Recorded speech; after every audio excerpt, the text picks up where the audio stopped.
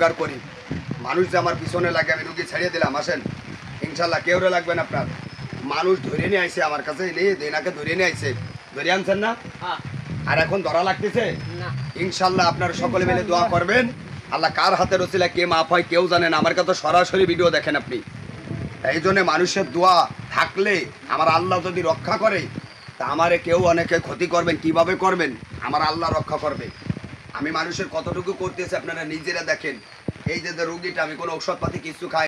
আসসালামু আলাইকুম, দেশ ও দেশের বাইরে যে যেখান থেকে আমার ভিডিওটা দেখছেন মনোযোগ সহকারে দেখবেন। আমি কবিরাজ মিলন সর্দার, ঠিকানা নড়াইল জেলা লোহাগাড়া থানা, গ্রাম মরিচপাশা।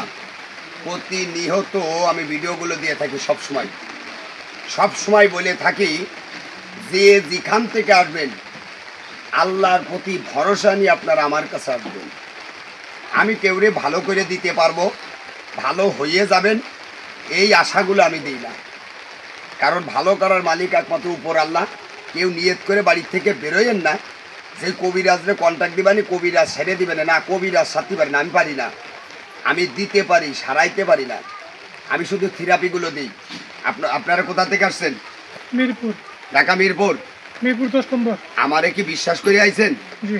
এখন অনেকজন অনেক রকমের মন্তব্য, অনেক রকমের কথা কয়। আমি কি আপনার কোনো কেমিক্যাল খাইছি? না না, কোনো ঔষধ খাইছি? কিচ্ছু খাইনি। হাতের থেরাপি দিছি। এই হাতের থেরাপিগুলো কি সঠিক আছে? জি। নিয়ম তো এইটা। এটাই। তাহলে এখন মানুষ বিভিন্ন সিস্টেমের আমার পিছনে লাগছে, আদৌ তো ঠিক না, এটা ঠিক না। কারণ একজনের মানুষের কল্যাণে মানুষের উপকার করি, তাই একজনের পিছনে লাগাটা তো ঠিক না। তাহলে আমি যে উপকারগুলো করতেছি মানুষের, অনেক অসহায়, একটু আগে দেখলেন আপনারা নিজেরাই, একজন অসহায় গরিব, তারা কি ফ্রি দিয়ে দিছি তেল?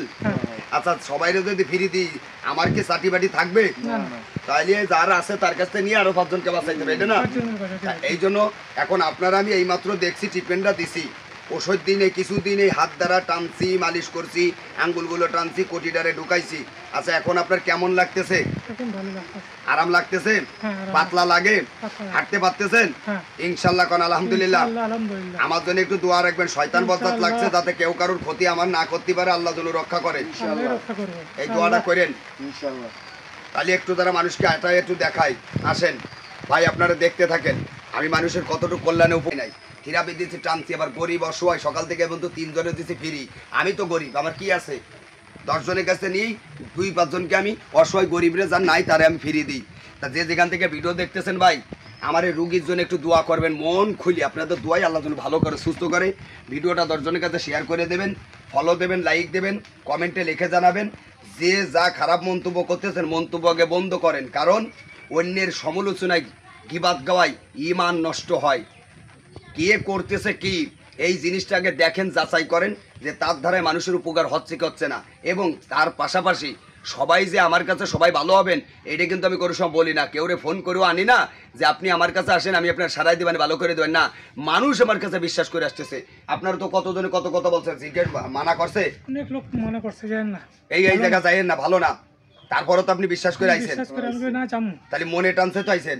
আপনারও তো কয়েকজনে বলছে, কারা বলছে? আপনারা না অনেক লোকে বলছে না যে যাইয়েন না, আনতেন সাচ্চা ধরো, তারপরও তো মনের বিশ্বাস শোনেন না। আমার বিশ্বাস আমি এনে গেলে আলামতে আল্লাহ সুস্থ করবে চুল্লা। তাহলে এটা মনের বিশ্বাস আইছেন না?